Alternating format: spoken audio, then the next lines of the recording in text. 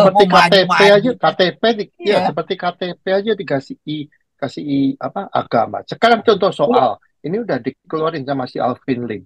Panji Gumelang itu yang maksa masukin itu kan atas perintah dari Mahfud MD, MUI juga. Iya. Nah, terus apa ini pendeta Napitupulu itu dia udah terang-terangan dia ada bukti, ada surat. Kalau yang penangkapan dia dengan 40 polisi itu atas perintah dari Ridwan Kamil dan MUI Jawa Barat.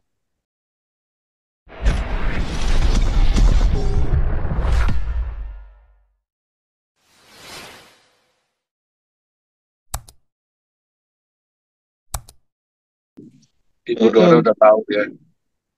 Mm-mm. Ini kan ada Amstel berbuat itu kan. Mm-mm. Kasih aja lah. Apa tuh? So, tadi lu belum jawab lu udah di mana sekarang? Lu di LA.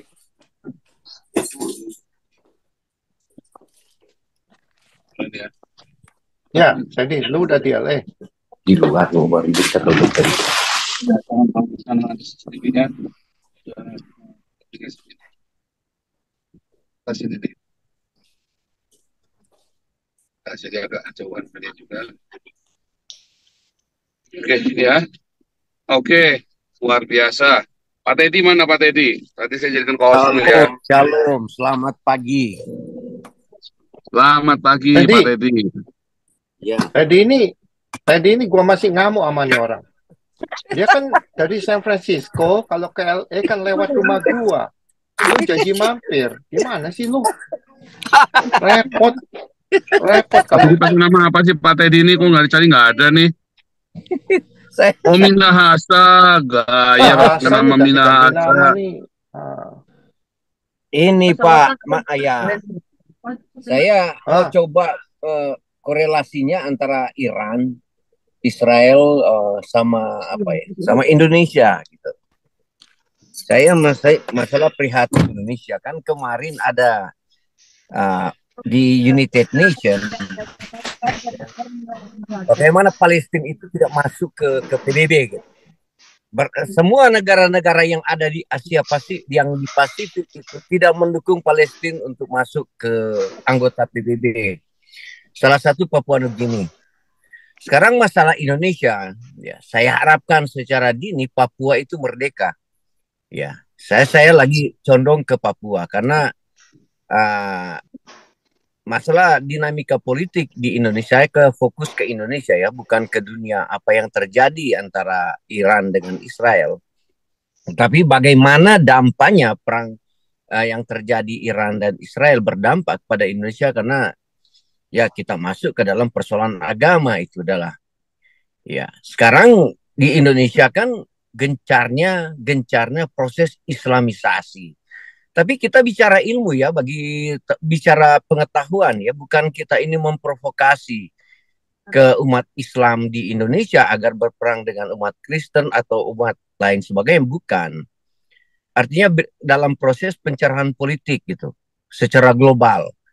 Saya mau menyampaikan di sini contoh ya sederhana, United Nation itu tidak menyetujui, yang di pertemuan itu, semua negara Pasifik tidak menyetujui Palestina untuk masuk menjadi anggota PBB. Salah satu adalah Papua Nugini. Karena begini teman-teman, untuk merubah paradigma negara kesatuan Republik Indonesia, ya saya selalu merubah paradigma negara kesatuan Republik Indonesia. Kalau agama Islam itu tidak terlalu masuk ke ranah negara, ke ranah publik, itu persoalan di negara kita. Sebenarnya di negara kita ada kekhawatiran ya bagi seluruh rakyat Indonesia adalah kekhawatiran di mana bertemunya kekuatan-kekuatan organisasi institusi Islam di Indonesia yang tidak yang memungkinkan negara kita ini tidak akan maju dan dia akan stuck.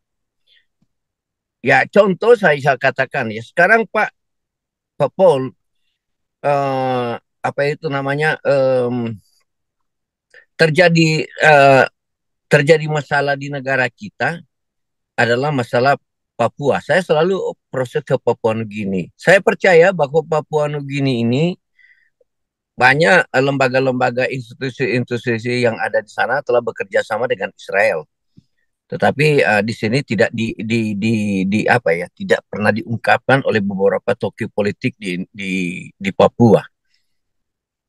Nah, karena mau merubah paradigma Indonesia cuma satu, merdekakan Papua. Tapi dengan apa ya, bukan dengan metode perang. Bagaimana pendekatan aja negara itu dengan cara yang baik untuk memerdekakan Papua. Saya yakin bisa merubah negara kita adalah kalau Papua itu merdeka, sehingga institusi Islam di sana akan terbuka matanya. Persoalan itu yang saya mau hentar terus. Karena saya percaya persekusi terhadap umat Islam itu sangat sistematif dan masif di negara Kesatuan Republik Indonesia, di mana kita melihat bahwa banyak, tapi teman-teman di sini tidak pernah menganalisa di situ. Banyak sekali umat-umat minoritas di sana tidak bisa masuk ke BUMN dan menjadi alat organik negara, seperti menjadi pegawai negeri sipil, yang militer. Kemudian mereka apa, dalam karir mereka dihambat gitu karena minoritasnya itu. Tetapi nanti teman-teman, Ibu Dora, kalau ada saudara di Batak di mana yang seiman, coba tanya. Mau dia di departemen mana, dia akan bikin pengakuan sama seperti yang saya katakan. Dia akan katakan, oh saya ini Nasrani, saya ini Buddha, saya yang tidak bisa naik ke panggung politik nasional, atau dia menduduki jabatan eselon berapa di BUMN atau pegawai negeri. Karena saya sudah katakan selalu, banyak kesaksian dari prof doktor, dari doktor-doktor pinter-pinter orang Indonesia yang duduk di departemen, khususnya orang Kristen, itu tidak bisa naik panggung. Karena sudah diikat oleh lembaga-lembaga Islam garis keras di Indonesia. Saya contoh ICMI, Ikatan Cendekiawan Muslim Indonesia, mereka sebenarnya sudah tidak lagi sebagai cendekiawan, mereka sudah terpengaruh dengan Islamnya itu, radikal. Begitu juga Majelis Ulama Indonesia yang ada, begitu juga NU. Ranah-ranah itu kita tahu, begitu juga di bidang HMI, Himpunan Mahasiswa Islam Indonesia. Mereka ini kelompok-kelompok yang sangat berdampak, berpengaruh terhadap dunia politik nasional gitu. Ya, saya ulanglah teman-teman, ini bagian daripada diplomasi politik kita, diskusi politik kita. Ya, bagaimana dampaknya Iran dengan Israel, helikopter yang jatuh. Sebenarnya fenomena ini kita lihat ke negara dan bangsa kita gitu. Nah, sekarang pesan saya itu, maksud saya orang-orang minoritas Indonesia tidak akan naik panggung. Karena sedikit lagi negara kita akan menuju ke negara khilafah. Nah, baru barangkali teman-teman di sini, Bu Dora, Pak Andi, Pak Teddy, coba kita track semua bidang departemen di negara Kesatuan Republik Indonesia. Syariah itu sudah mulai berlaku secara masif. Di Departemen Perdagangan lah, di Departemen Pendidikan lah, Departemen Pariwisata lah, di BUMN tertentu lah, mereka sudah kuasai semua. Tetapi kita ini lebih condong berbicara ke permukaan politik. Kita tidak berbicara secara organik ke dalam itu. Ini yang sangat luar biasa di negara kita yang mereka lagi bangun gitu. Oleh sebab itu, cuma pesan-pesan saya secara itu sebagai seorang nasionalisme minoritas, pesan-pesan saya ini seperti itu untuk melihat negara kita. Saya juga mengatakan itu sudah masuk di bidang kepolisian, sudah masuk di bidang ke ranah hukum di negara kita, sudah masuk di militer. Itu tanya aja beberapa tokoh militer kita yang masih pangkat-pangkat kolonel, yang orang Nasrani itu, dia akan mengaku iya. Tetapi ini kita lihat, saya ulangi, ini bagian dari proses politik di negara Kesatuan Republik Indonesia. Kan tanya tadi, kan saya dengar tadi, bagaimana pandangan Israel terhadap Indonesia? Iya, Israel akan hantam Indonesia karena Islamnya ini. Bukan karena bangsa dan negaranya ini. Kemudian saya jelaskan juga masalah kasus-kasus 30-20 tahun lalu, masalah IMF itu. Masalah Bank Dunia itu. Ini dunia barat ini cuma jujur aja, coba kalau kita ya belajar dulu gitu. Cuma dipercayakan ya untuk memberikan bantuan kepada Indonesia, itu Bank IMF sama dia harus mengatakan mesti ada orang Nasrani di sana harus memegang kendali keuangan. Kalau tidak ya Dana Moneter Internasional tidak akan memberikan kalau dikasih pegang kepada tokoh-tokoh Islam. Itu ada itu Pak, itu ada pernyataan itu. Ada pernyataan itu tokoh-tokoh internasional di bidang moneter. Tapi ini bagian daripada saya bilang bukan bukan istilah Islamofobia atau tetapi bagian daripada dunia politik karena di Indonesia saya bilang hanya dipercaya kalau orang ya saya bilang aja orang Tionghoa, orang Cina, orang Kristen yang memegang keuangan moneter internasional di Indonesia. Kalau tidak keuangan itu akan kabur. Karena apa? Karena apa saya selalu tapi teman-teman tidak melihat itu, tapi itu benar ada dan terjadi. Semua dana-dana moneter yang masuk ke Indonesia itu, yang internasional itu sehingga kredit macetnya beberapa triliun, bukan karena pembangunan itu, karena dilemparkan ke lembaga-lembaga Islam itu, di pembangunan masjid lah, diberikan ke pendidikan pesantren. Tapi kalau Anda tidak percaya, itu track itu. Saya ini tidak mau provokasi ya, saya tidak mau propaganda atau berpolemik. Ini suatu kebenaran. Tetapi ya ini suatu kebenaran, tapi teman-teman di sini kadang-kadang takut berbicara tentang itu. Saya berani berbicara karena informasi itu saya dapat dari 30 tahun lalu, 25 tahun lalu. Ya, sampai sekarang ini sama. Kenapa negara kita tidak maju sampai sekarang? Kenapa Sri Mulyani tidak mengaku? Kenapa negara kita tidak maju? Karena anggaran-anggaran negara itu cuma dibuang ke lembaga-lembaga Islam itu yang notabene tidak memberikan nilai tambah bagi kemajuan pendidikan, teknologi, inovasi di Indonesia. Coba Bapak-bapak, Ibu-ibu, saya bikin kesimpulan. Lihat aja kerusuhan anak-anak SMP di Jakarta itu saling berperang itu. Tawuran kiri kanan. Ya, moral etikanya dari dulu begitu sampai sekarang masih ada. Coba baca di news gitu. Itu lambangkan karena Islamnya ini gitu. Tetapi saya tidak yakin bahwa yayasan-yayasan Kristen melakukan, saya bilang tadi, perang antara anak-anak SMA di sana. Yang terjadi di Jawa itu ini lembaga-lembaga, saya bilang lembaga-lembaga pendidikan notabene mayoritas Islam itu. Ya. Ya, tapi ini kita harus terbuka, jujurlah kalau ingin memajukan negara kesatuan Republik Indonesia. Kita jangan takut-takut ngomong lah untuk negara kita, untuk kemajuan dan bangsa negara kita.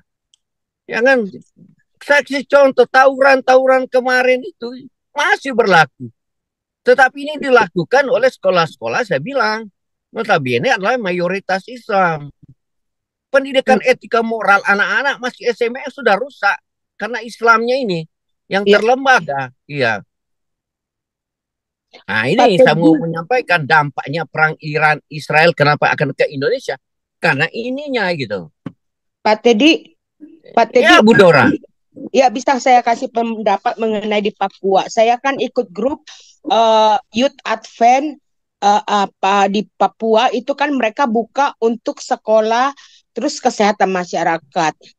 Saya ada di sana komunikasi. Sebenarnya keterlantaran itu juga salah satu faktor adalah geografis dari Papua yang cukup besar untuk dijangkau oleh pemerintah juga Pak ya, karena transportasi dan untuk penghubung ke pedalaman itu sangat susah. Youth Advent itu mereka membawa untungnya mereka punya 3 helikopter ya untuk memajukan masyarakat di Papua yang di pedalaman. Karena banyak masyarakat Papua itu masih di pedalaman di hutan-hutan dan harus melewati sungai-sungai. Satu, kedua, memang mereka tidak mau bergabung dengan Indonesia karena mereka merasa satu diterlantarkan, kedua mereka ingin mempunyai negara yang bisa membuat mereka berdiri sendiri. Ada salah seorang dokter dulu pernah udah kembali 3 tahun yang lalu ke Papua. Dia ngambil spesialis dokter di sini ya. Dan waktu itu saya meminta buku tentang perjuangan di Papua sama dia. Sampai sekarang mereka tidak ingin, mereka tidak ingin bergabung dengan Indonesia, Pak Teddy, yang saya tahu ya. Nah, Ibu Dora, saya terlalu vulgar ya. Saya selalu menyampaikan.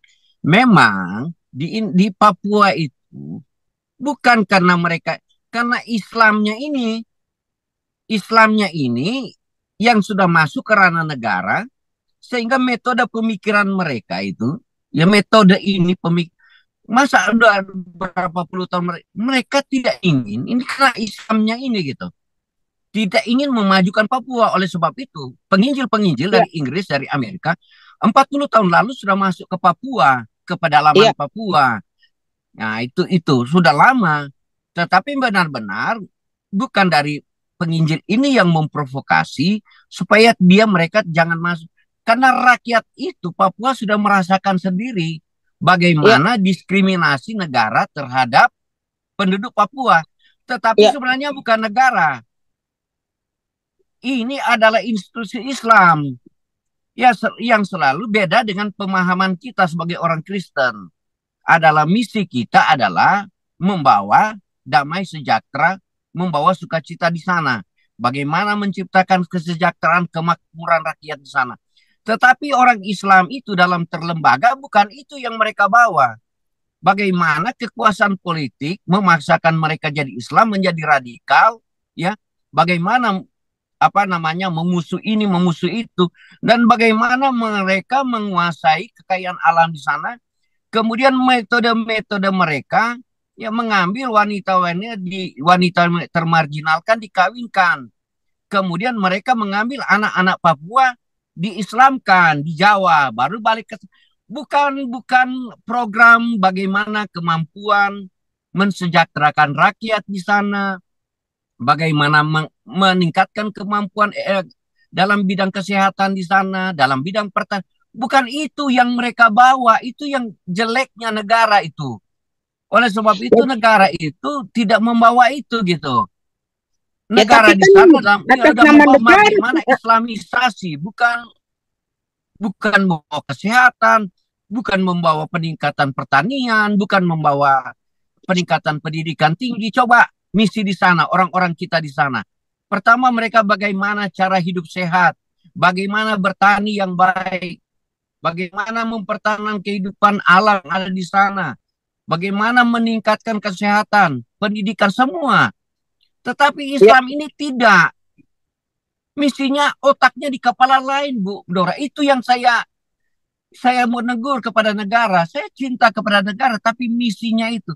Sekarang rakyat Papua ini dibantai oleh militer. Kasihan ini, setiap hari ada pembantaian orang Papua oleh militer gitu. Itu terjadi terus-menerus. Ya. Tapi nggak bisa disalahkan Islamnya, Pak. Karena harusnya negara juga bertindak dalam pengembangan kemajuan di Papua ini, bukan kalau pemerintahnya mengutamakan kesejahteraan Papua, berarti pemerintahnya juga salah, Pak, dalam hal ini kalau menurut saya ya. Memang salah, Bu. Itu kan semua intelektual Indonesia sudah sampaikan. Para pakar semua tahu. Karena di sana mereka punya pendekatan cuma dua, pendekatan ekonomi, pendekatan pembangunan. Iya. Itu dua, itu coba baca buku. Semua pakar itu menganalisa negara salah di situ. Tetapi kita tidak tahu bahwa lebih salah adalah tuh proses Islamisasi itu. Di mana saya bilang negara ini melakukan ditumpangi oleh institusi Islam ini. Ya, belum dibangun jalannya, dibangun masjid. Belum dibangunnya, dibangun sekolah pesantren. Ya, uangnya dihabis di situ gitu. Misinya nggak jelas. Itu yang saya mau tegur bagi negara gitu. Supaya negara buka mata. Persoalan kan di Papua cuma satu. Saya selalu vulgar sampaikan. Persoalan di Papua karena Islam ini yang terlembaga menumpangi program-program pemerintah yang ada di Papua. Itu yang menjadi kecelakaan kenapa Papua tidak bisa menyatu dengan Indonesia. Ini Islamnya ini terlalu radikal itu. Tapi nanti teman-teman satu kali persepsi saya, argumentasi saya, satu kali teman-teman di sini akan, oh iya benar apa yang dikatakan oleh Pak Permesa, Pak Minahasa, benar, itu enggak salah gitu. Tetapi tunggu, karena itu kebenaran itu kita enggak usah cari gitu. Kebenaran itu akan datang sendiri pasti. Saya yakin begitu, kebenaran-kebenaran itu akan datang sendiri dari wawasan pengalaman kita. Oleh sebab Benar-benar itu saya selalu berbicara bukan dalam konteks provokasi, bukan. Atau ya, propaganda, bukan. Ya, teman-teman akan mengatakan, oh iya benar, benar. Ya itu yang saya mau sampaikan. Yang penting bagi kita umat Kristen adalah bagaimana kita mau menyampaikan damai sukacita itu untuk kesejahteraan rakyat itu. Ya bukan rancangan kecelakaan seperti yang dilakukan dalam lembaga-lembaga Islam itu. Selalu rancangan kecelakaan. Apa yang terjadi kan sekarang di dunia peperangan karena rancangan itu mereka melakukan rancangan kecelakaan, bukan rancangan damai sejahtera. Kalau kita di sini berani bicara secara vokal, karena kita mau menyampaikan rancangan damai sejahtera itu kepada seluruh umat gitu. memang Ya. betul yang Pak Teddy, saya akui apa yang Pak Teddy katakan itu semua benar. Dari Youth Advent yang ke sana di pedalaman itu, bagaimana masyarakat di pedalaman Papua itu kesehatannya, ya kemajuan untuk gizinya, ya. Iya, iya. Nah, itu saya tahu juga Pak Teddy karena saya ikut dalam grup Youth Advent yang di Papua itu. Bisa Pak Innovation Adventist Papua itu bisa Iya. ada homepage-nya.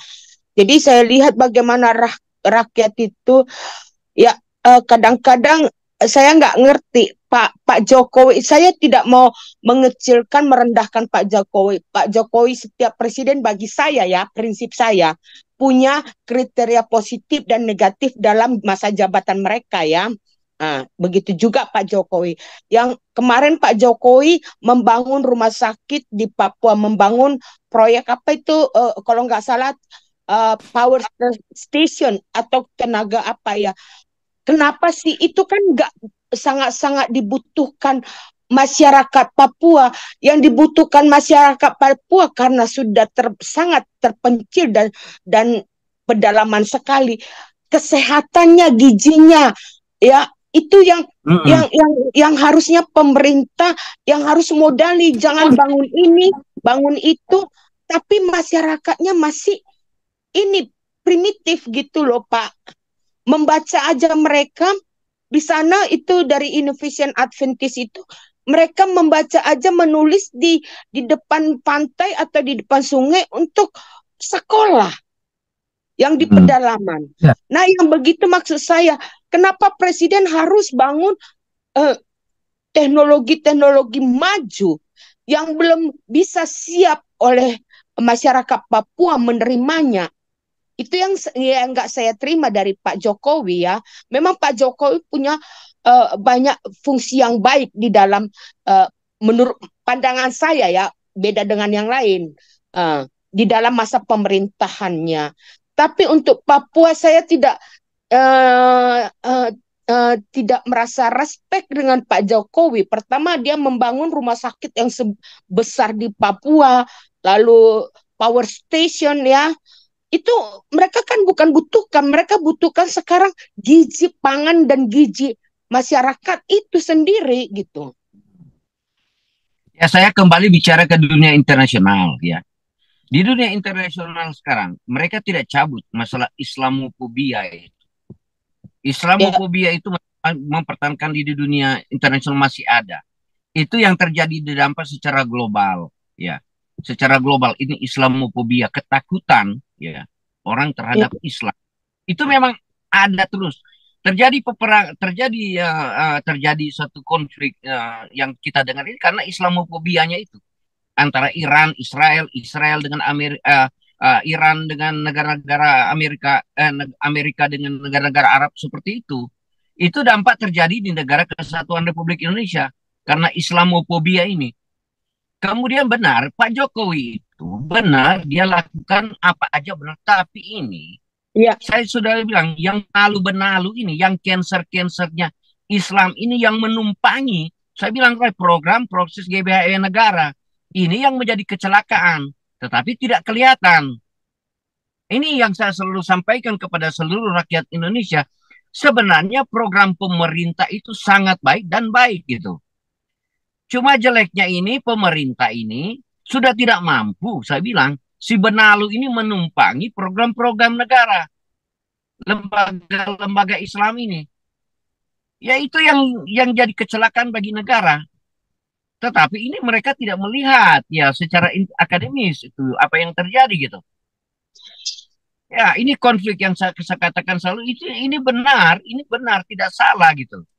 Coba itu negara benar-benar lakukan tanpa tumpangi ini Islam itu. Kan semua kecelakaan negara sampai saat ini masalah korupsi, masalah pendidikan, masalah hukum, masalah perdagangan. Karena Islamnya ini, radikalnya ini, ya kan betul. di mana terjadi kerusuhan, di mana terjadi pembantaian, di mana terjadi pembunuhan, sekali dilatari dengan Islam itu gitu. Ini kalau kita mau generalisasi teman-teman di mana saya mau Bakin mau dengar, mau Bais mau dengar, mau bidang apa mau dengar kita mau ini karena kita Kita sampai kan kasih pendapat Pak Teddy, bukan berarti kita kasih berdasarkan informasi kan. iya Ya maksudnya ini loh bottom line, organisasi agama itu harus dihapuskan. iya Nggak peduli agama apapun. Indonesia ini iya bukan negara agama. Ya semacam MUI, semacam PGI, apa kek itu harus dibubarkan. Satu ya kan. Nah kedua itu saya lihat video minggu lalu bapaknya itu artis apa Ayu Ting Ting itu bapaknya ngamuk marah-marah waktu lagi naik haji. Soalnya kedengaran orang Malaysia menjelek-jelekan katanya Indonesia itu negara miskin. Oh dia marah besar Indonesia. Nah ini nggak real lah Indonesia ini miskin, utangnya banyak, rupiahnya nggak ada harganya. Ya itu mereka harus menerima Indonesia ini miskin biarpun natural resources itu kaya sekali, emas ada, timah ada, ya tembaga ada, kehutanan kayu ada, minyak itu anggota OPEC.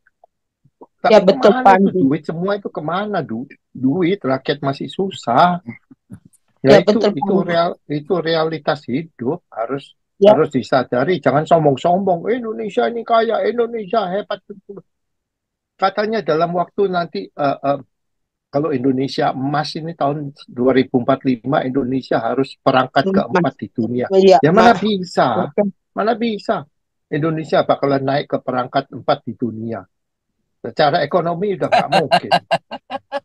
Ya kan? Itu harus Ya, di-realize. Pak Andi bisa aja Pak Andi kalau Jadi MUI jangan itu tidak. maksudnya jangan menyangkal diri, harus lihat fakta gitu loh.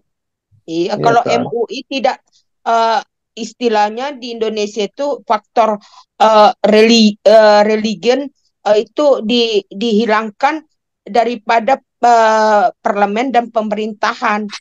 Nah, betul. itu Enggak, soalnya gini loh. retorika 40 ya, tahun lalu itu Pak enggak Andi. seperti Mau KTP maju-maju. aja, Iya. seperti KTP aja kasih apa agama. Sekarang contoh soal ini udah dikeluarin sama si Alvin Lim. Panji Gumelang itu yang maksa masukin itu kan atas perintah dari Mahfud MD, MUI juga. Ya. Nah, terus ini pendeta Napi Tupulu itu dia udah terang-terangan dia ada bukti, ada surat. Kalau yang penangkapan dia dengan 40 polisi itu atas perintah dari Ridwan Kamil dan MUI Jawa Barat.